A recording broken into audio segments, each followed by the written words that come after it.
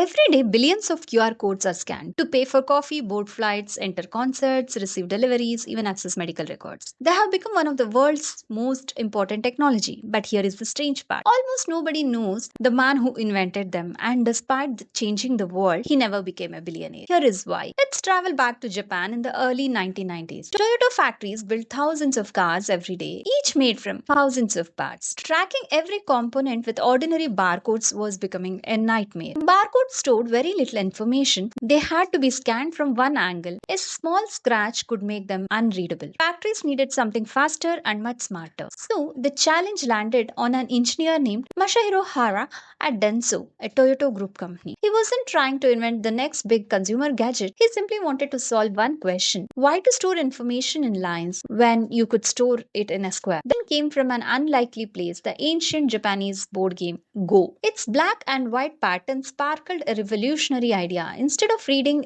data in one direction like a barcode, what if we store it both horizontally and vertically? Hara's team also added three large corner squares so scanners could recognize the code instantly from almost any angle. Then came the real breakthrough.